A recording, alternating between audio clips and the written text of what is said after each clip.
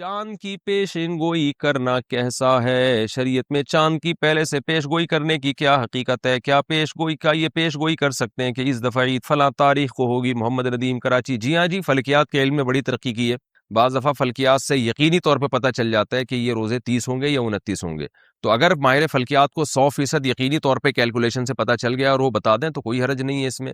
لیکن بعض دفعہ فلکیات کے ماہرین خود کنفیوز ہوتے ہیں کہ بھئی امکان ہے، تو پھر وہ پیش گوئی امکان ہی کی کریں، یعنی وہ بتائیں کہ بھئی امکان 29 کا بھی ہے 30 کا بھی ہے، وہ یہ بتا دیتے ہیں اتنے % امکان ہے، تو اس میں کوئی حرج نہیں ہے۔ اس سے ہلال کمیٹی کو آسانی ہوتی ہے، باقی ہلال کمیٹی نے کرنی اپنی ہوتی ہے، وہ فلکیات والوں کی پیش گوئیوں کو آج کل لفٹ نہیں کراتی ہے۔ رویت ہلال کمیٹی کے اعلان کے خلاف عید کرنا: رویت ہلال کمیٹی نے روزے کا اعلان نہیں کیا، مگر کسی گاؤں میں چاند دیکھا گیا تو وہ گاؤں والے روزہ رکھیں یا نہیں؟ اسد اللہ لغاری سے نہیں رکھ سکتے، کیونکہ چاند کے ہونے نہ ہونے کے فیصلہ کرنے کی اتھارٹی شریعت نے گورنمنٹ کو دی ہے، تو گورنمنٹ یا اس کی طرف سے نامزد کمیٹی، تو جب تک وہ کمیٹی اعلان نہیں کرے گی، ایسے تو آپ خود بتاؤ نا، ملک میں فساد پیدا ہو جائے گا۔ وہ کہہ رہا ہے میں نے دیکھا ہے، وہ کہہ رہے ہیں وہ ادھر گواہی لے رہا ہے، وہ ادھر گواہی لے رہا ہے، تو ہر گلی محلے میں پھڈے ہوں گے پھر تو اس لیے یہ اتھارٹی حکومت کے پاس ہے۔ ہاں، گاؤں والوں میں جس آدمی نے اپنی آنکھوں سے دیکھا وہ رکھ لے، لیکن اس کی گواہی دوسروں کے لیے حجت نہیں ہے۔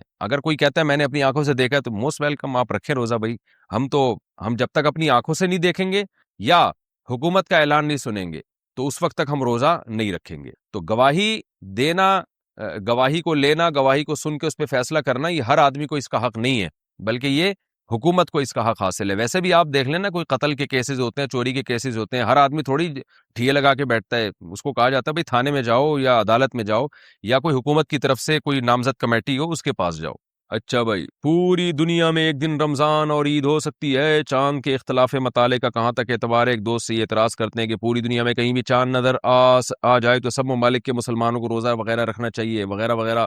محمد فہد نواز ڈیرہ اسماعیل خان سے: وہ جب رکھنا چاہیے جب پوری دنیا میں ایک خلافت ہو اور وہ خلیفہ نے کہیں سے بھی گواہی لے کے پوری دنیا پہ نافذ کر دی، تو پھر ہے کہ پھر پوری دنیا میں ایک ٹائم پہ رمضان شروع ہوگا اور ایک ٹائم پہ عید ہوگی۔ لیکن اگر پوری دنیا میں حکومتیں الگ الگ ہیں تو ایک حکومت دوسرے حکم کے فیصلے کی شرعاً پابند نہیں ہے انتظامی چیزوں میں، تو اس میں پھر وہ فیصلہ کر سکتی ہے کہ بھئی ہم اپنی کمیٹی کو ترجیح دیں گے، یہاں کے نظام کو ترجیح دیں گے۔ لیکن اگر گورنمنٹ فیصلہ کر لیتی ہے کہ ہم نے، یا سارے اسلامی ملک مل کے فیصلہ کر لیتے ہیں کہ ہم نے اس معاملے میں ایک کنٹری کو اتھارٹی دے دی ہے، وہ جب فیصلہ کرے گا تو ہم سب پہ نافذ ہوگا، تو پھر سب پہ نافذ ہو جائے گا۔ جیسے آج اگر ساری دنیا کے اسلامی ممالک مل جائیں اور وہ فیصلہ کریں تمام ملکوں کے سربراہ کہ بھئی سعودی حکومت جس دن روزے کا اعلان کرے گی تو وہ اعلان ہمارے لیے بھی ہوگا اور ہم اس کو نافذ العمل سمجھیں گے، اور سعودی حکومت جس دن عید کا اعلان کرے گی تو شرعاً ہم پر بھی حجت ہوگا۔ تو اگر سارے ملکوں کے کنٹریز یہ فیصلہ کر لیں تو پھر پوری دنیا میں ایک عید ہو جائے گی اور ایک رمضان ہو جائے گا اور بہت اچھا ہو جائے گا۔ لیکن جب تک گورنمنٹ یہ فیصلہ نہیں کرتی تو اپنے طور پر کسی کے لیے یہ شرعاً جائز نہیں ہے کہ وہ اپنے کنٹری میں 1.5 اینٹ کی الگ مسجد بنائے اور وہ کہے کہ نہیں جی میں کسی اور کنٹری کے حساب سے چلوں گا یا کسی اور ملک کی گواہی کے حساب سے چلوں گا، یہ شرعاً جائز نہیں ہے۔ اچھا بھائی، چاند رات میں کیا عبادت کی فضیلت ہے؟ لیلۃ الجائزہ یعنی چاند رات کی شریعت میں کیا فضیلت ہے؟ اسامہ صاحب کراچی سے: اس پر میں مستقل بیان کر چکا ہوں۔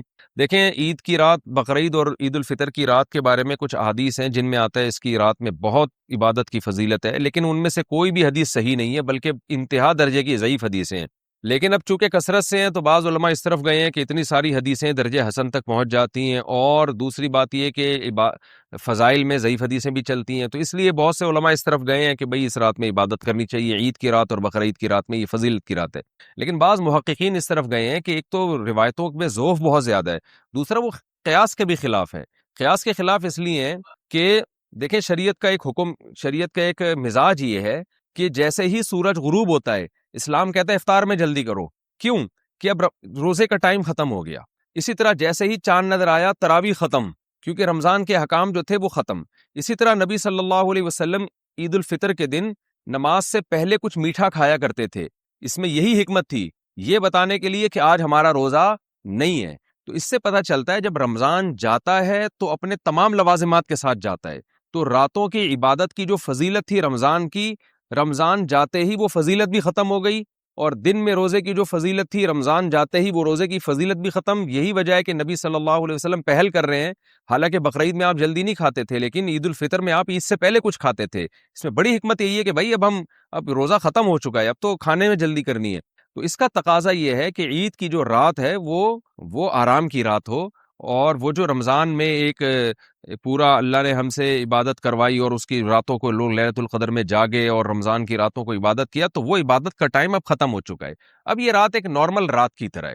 تو لہذا اس میں کوئی عبادت کر لے تو ٹھیک ہے، اچھی بات ہے. اگر کوئی اس نیت سے عبادت کرتا ہے کہ رمضان میں عبادت کا جو میں نے اپنے آپ کو عادی بنایا ہے وہ میں کنٹینیو کروں تاکہ میری عادت نہ چھوٹے، تو اس نیت سے اگر کوئی عبادت کرتا ہے تو ٹھیک ہے. لیکن ہماری رائے یہی ہے کہ اس میں اگر الگ سے عبادت کی کوئی خاص فضیلت وارد جو ہوئی ہے وہ ضعیف ہے اور قیاس کے بھی خلاف ہے. تو اور ویسے بھی آپ خود سوچیں نا کہ اگر رمضان عید کی راتوں کو عبادت کریں گے لوگ، اتنی فضیلت کی رات ہے، تو ظاہر ہے زیادہ جاگیں گے پھر اس میں، تو پھر عید کا دن کیسے منائیں گے؟ یعنی عید تو اسلام میں صبح شروع ہوتی ہے نا. صبح اگر آپ تھکے تھکے ہوں گے تو وہ عید کا دن تو آپ کا وہ تھکاوٹ میں گزرے گا پھر. تو یہ سب چیزیں کہ یعنی ایک اشکالات ہوتے ہیں اس قول پر جو یہ کہتے ہیں کہ عیدین کی راتوں میں عبادت کرنی چاہیے. تو اسلام میں دن جو ہے، رات جو ہے وہ دن کے تابع ہوتی ہے. تو روزے کے دن میں، رمضان میں دن میں روزہ، رات اس کے تابع ہے تو رات میں عبادت. اب عید کا دن جب کھانے پینے کا دن ہے، خوشی کا دن ہے، تو اس کی رات بھی عید کے دن کے تابع ہوگی، تو وہ عبادت کی رات ہوگی نہیں. لیکن اس نیت سے عبادت کوئی کر لے کہ میں نے رمضان میں جو تہجد کی عادت ڈالی ہے وہ عادت مجھ سے چھوٹے نہیں، تو اس نیت سے اگر کوئی رات کو عبادت کرتا ہے تو نہ صرف جائز بلکہ ثواب ہے. تو پھر اس میں عید کی رات نہیں، پھر اگلے دن بھی کرے، اگلے دن بھی کرے، تاکہ یہ عادت جو اس کو عبادت کی پڑی ہے کنٹینیو رہے. تو کنٹینیو رکھنے کے لیے اگر کوئی عبادت کرتا ہے تو بہت اچھی بات ہے. لیکن ہماری رائے یہی ہے کہ عیدین کی رات میں الگ سے کوئی فضیلت ثابت نہیں ہے. بہرحال دوسری طرف بھی علماء ہیں، تو جب علماء میں اختلاف ہوتا ہے کسی مسئلے میں، تو جس عالم کی بات جس پہ زیادہ اعتماد ہو اس کی بات کو لے لینا چاہیے، دوسرے پہ رد نہیں کرنا چاہیے. کیا چاند رات میں دعائیں قبول ہوتی ہیں؟ کیا چاند رات میں دعائیں قبول ہوتی ہیں؟ شمس الحق راول پنڈی سے. میرے علم میں نہیں ہے کہ الگ سے کوئی فضیلت ہو چاند رات میں دعاؤں کی قبولیت کی. باقی اللہ نے دعا قبول کرنے پر کوئی ٹائم نہیں متعین کیا، جب چاہیں دعا کریں، لیکن اس کی الگ سے کوئی فضیلت نہیں ہے میرے علم میں. اگر کسی کے پاس کوئی حدیث ہو، ظاہر ہے ہم ایسا علم کا دعویٰ تو نہیں کرتے کہ ہر کچھ ہم نے پڑھ لیا ہے سب کچھ. بعض دفعہ یہ ہوتا ہے میں کوئی بات کہتا ہوں تو لوگ حوالہ بھیج دیتے ہیں، تو میں رجوع کر لیتا ہوں. تو میرے علم میں اب تک تو ٹوٹی پھوٹی ہم نے تحقیق کی ہے، کوئی ایسی روایت مجھے ملی نہیں ہے جس میں یہ آتا ہو کہ چاند رات میں دعائیں قبول ہوتی ہیں. اگر کسی کے علم میں ہو تو کائنڈلی وہ حدیث کا ریفرنس بھیج دیجیے گا. فوتگی والے گھر میں پہلی عید کیسے منائیں؟ جس کے گھر میت ہو اور پہلی عید آ جائے تو کیا حکم ہے؟ یعنی کیا رشتہ داروں کا عید میں تعزیت کے لیے آنا، رونا دھونا اور اس طرح فیملی والوں کا نئے کپڑے نہ بنانا، یہ کیا حکم ہے؟ نہیں، یہ جائز نہیں ہے. ان کے لیے بھی عید ایسے ہی ہے جیسے دوسروں کے لیے. ہاں، یہ ایک الگ بات ہے کہ ان کو غم ہوتا ہے، اور عید کے دن اگر ان کے آنسو نکل جائیں اپنے پیاروں کو یاد کر کے، اپنے مرحومین کو یاد کر کے، تو اس میں کوئی گناہ نہیں ہے کیونکہ یہ غیر اختیاری چیز ہے. لیکن عید والے دن باقاعدہ غم منانا اور یہ کہنا کہ یہ نئے کپڑے نہیں سلوائیں گے اور سب رونے دھونے کی نیت سے ان کے گھر جمع ہو جائیں گے، یہ ٹھیک نہیں ہے. ویسے جمع ہو جائیں کہ ان بیچاروں کو ایک غم پہنچا تھا تو آج ہم ان کی عید کی خوشیوں میں شریک ہو گئے، تھوڑا غم ہلکا کر دیں، اس میں کوئی حرج نہیں ہے. غم منانے کے لیے جانا جائز نہیں ہے، غم ہلکا کرنے کے لیے جانا ان کے گھر میں جائز ہے. عیدی دینے کی شرعی حیثیت، عید کے دن بچوں کو جو پیسے دیتے ہیں اس عیدی کے نام پہ، اس کی کیا شرعی حیثیت ہے؟ صدام حسین کشمیر سے. بھائی بچوں کو اگر عیدی نہیں دیں گے تو بچوں کی عید کہاں سے ہوگی؟ تھوڑا بہت تو اتنا بھی آپ مشکل نہ بنائیں میرے بھائی دین کو. تو بچوں کو تو خوشی ہی عید میں اسی کی ہوتی ہے. ہاں، اس کو بہت زیادہ اتنی بھاری بھاری رقمیں اب لوگوں نے باندھ لی ہیں جس پہ بندے کو ٹینشن شروع ہو جاتی ہے کہ یار میرے پاس اتنے پیسے ہیں نہیں اور بچے سارا میری جائیدادیں پی جائیں گے عیدی میں. تو ہلکا رکھنا چاہیے. تو اپنے بچوں کو یا اپنے قریبی رشتہ داروں کو تھوڑے بہت پیسے دے دیں تو کوئی حرج نہیں ہے اس میں. لیکن وہی بات ہے کہ انسان پہ اس کی طاقت سے زیادہ گنجائش سے زیادہ بوجھ ڈالنا یہ بہرحال حرام ہے. اگر کہیں اتنا زیادہ یہ رسم جڑ پکڑ گئی ہے کہ آپ کی بوجھ بننے لگی ہے تو پھر اس کو ختم کر دینا چاہیے. عید میں گلے ملنا کیسا؟ عید کی نماز کے بعد گلے ملنے کا سنت طریقہ کیا ہے؟ کیا ایک بار ملنا ہے یا 3 بار؟ افضل راجہ. عید کے دن گلے ملنا سنت سے ثابت نہیں ہے، اس رسم کو ترک کر دینا چاہیے. اس کی وجہ سے بہت ٹینشن ہونے لگی ہے، عید منانا مشکل ہو جاتا ہے. بندہ نکلا اور ہزاروں کا مجمع آگے کھڑا ہوا ہے، امام صاحب سے عید ملیں گے، تو امام صاحب دنیا میں کسی سے ملنے کے لائق نہیں رہتے. تو اس لیے جو چیز شریعت میں نہیں ہے اس کا اضافہ نہیں کرنا چاہیے. بس مصافحہ کر لیں، عید مبارک کہہ دیں، دعائیں دے دیں اور پتلی گلی سے نکل لیں. میں نے تو دیکھا ہے لوگ راستے بدل رہے ہوتے ہیں اور بعض لوگ تو 3 دفعہ گلے مل رہے ہوتے ہیں. وہ تو بہت ہی ٹینشن میں ہوتے ہیں. اب آپ گلی میں جا رہے ہو, آگے سے 10 آدمی آ رہے ہیں, او بھائی آدمی کہتا ہے اب ہر ایک سے 3 دفعہ ملو, تو 10 کو 3 سے ضرب دیں 30 دفعہ, تو 30 دفعہ جب آپ اس سے گلے ملے, پھر آگے 5 آدمی آ رہے ہیں, تو 5 یا 15 وہ ہو گئے, پھر تو یعنی ایک اتنی ٹینشن ہوتی ہے. آدمی کہتا ہے یار میں اگر گلا گھر میں رکھ کے آتا یا اس کی عید ملنے کے لیے کوئی الگ سے گلا بنوا لیتا تو زیادہ اچھا ہوتا. تو جو شریعت میں نہیں ہے وہ نہ کریں, اپنے اوپر خواہ کی پابندیاں نہ لگوائیں. تو اس لیے لوگ راستہ بدل دیتے ہیں, میں نے دیکھا بھائی وہاں سے پورا جتھا آ رہا ہے دوستوں کا, بھائی ادھر سے ٹن مار, بھائی یہاں سے نکل, تو اتنی ٹینشن. تو اس لیے جو ہلکا شریعت نے جس کام کو ہلکا رکھا ہے اس کو ہلکا ہی رہنے دے. وہ مسافہ کر لیں, عید مبارک کہہ دیں, وہ بھی مسافہ بھی جب کریں جب آمنا سامنا ہو جائے. نہیں ہوتا تو اسپیشل وہ عید کے لیے مسافہ کرنے بندے کے پاس جا رہے, یہ بھی ٹھیک نہیں, بس اپنے قریبی رشتے داروں سے مل لیا کرے. اچھا بھائی, عورت گھر پر عید کی نماز کیا پڑھ سکتی ہے؟ کیا عورت گھر پر عید کی نماز پڑھنی چاہیے؟ اگر ہاں تو اس کا کیا طریقہ ہے؟ تہذیب انور اتر پردیش. نہیں جی, عورت عید کی نماز گھر پہ نہیں پڑھ سکتی. عید کی نماز اگر پڑھنی ہو تو عیدگاہ میں جہاں بھی جماعت ہو رہی ہے وہاں شرکت کرنا ضروری ہے. عید کی مبارکباد دینا کیسے؟ عید کی مبارکباد دینا کیسے؟ وسیم احمد, اچھی بات ہے, دعا ہے مبارکباد. مبارک کا مطلب اللہ اس دن کو آپ کے لیے برکت والا کرے, تو یہ ٹھیک ہے, کوئی حرج نہیں ہے اس میں. جمعۃ الوداع اور عید میں نیا لباس پہننا رمضان المبارک میں جمعۃ الوداع اور عیدین میں نیا لباس پہننے کی کیا شرعی حیثیت ہے؟ مرد اور عورت دونوں کے بارے میں حکم بتا دیں. حفصہ نور. دیکھیں الگ سے حدیث میں یہ تو نہیں ہے کہ نیا لباس پہنو, لیکن یہ حدیث میں آتا ہے جمعے کے دن بھی اور عید کے دن بھی آپ صلی اللہ علیہ وسلم سب سے بہترین لباس پہنتے تھے. تو اگر کوئی بہترین لباس کے لیے نیا لباس سلوا لیتے ہیں تو اس میں بھی کوئی حرج نہیں ہے, بلکہ اس زمانے میں عید کی بات کر رہا ہوں, جمعۃ الوداع کی نہیں. تو عید کے دن نیا لباس سلوا لینا چاہیے, کیونکہ شاعر اسلام میں سے ہم ذرا درسی باتوں پہ نئے نئے کپڑے سلوا رہے ہوتے ہیں. کسی کی شادی میں جانا ہے, ختنے تک میں جانے کے لیے کپڑے سلوا رہے ہیں آج کل لوگ. تو عید تو شاعر اسلام میں سے اللہ نے ہمیں یہ دن دیا ہے خوشی منانے کے لیے. تو اس میں اگر کسی کو اللہ نے وسعت دی ہے تو افضل اور بہتر یہی ہے کہ وہ پراپر نئے کپڑے سلوائے اور اچھی کوالٹی کے کپڑے سلوائے. اور اس میں مرد اور عورتیں برابر ہیں, خواتین کو بھی چاہیے, مردوں کو بھی چاہیے. باقی جمعۃ الوداع کے دن اچھے کپڑے پہننا جمعہ ہونے کی وجہ سے تو ٹھیک ہے, لیکن جمعۃ الوداع کی الگ سی کوئی فضیلت نہیں ہے. تو اس لیے اس دن آپ جیسے جمعے کو کپڑے پہنتے ہیں, چاہے نئے پہنتے ہیں یا پرانے استری کر کے دھو دھا کے نیا بنا لیتے ہیں, تو عام جمعوں کا جو حکم ہے جمعۃ الوداع کا بھی وہی حکم ہے. اس میں الگ سے نئے کپڑے پہننے کی کوئی فضیلت نہیں ہے.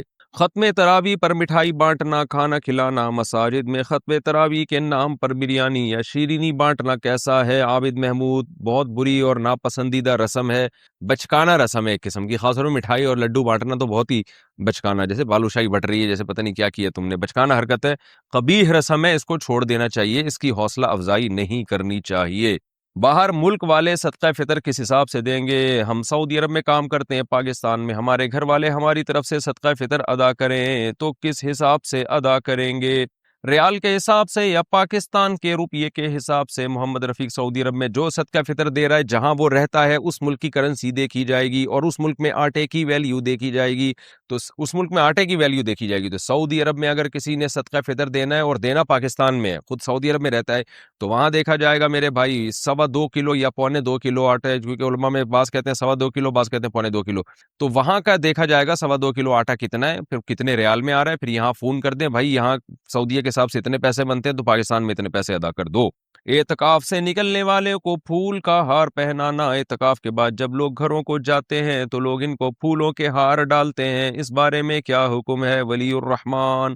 یہ بھی ناب عجیب سی حرکت ہے, کوئی حلال حرام کا مسئلہ نہیں ہے, بس تھوڑی نامناسب سی بچکانہ سی حرکت لگتی ہے. اعتکاف کر کے آ رہا ہے, اس کو بس سلام کریں, مبارکباد بھی دے سکتے ہیں بھائی, اللہ آپ کو اللہ نے قبول کیا, اب تشریف رکھیں, بس اپنی نارمل روٹین شروع کریں اور گناہوں سے پاک زندگی گزاریں, اتنا کافی ہے. پھولوں کا ہار پہنانا یہ ناپسندیدہ اور قبیح رسم ہے. میں حرام کی بات نہیں کر رہا, ناپسندیدہ ہے. بہرحال عید سے پہلے نوافل پڑھنا, عید کے دن فجر کی نماز کے بعد عید کی نماز تک نفل پڑھنا کیسا ہے؟ نبیل اعوان, مکروہ ناپسندیدہ عمل ہے. فجر پڑھ کے گھر جائیں اور عید کی تیاری کرنا شروع کر دیں. عیدگاہ میں آ کے نوافل پڑھنا صحیح عمل نہیں ہے, جائز عمل نہیں ہے.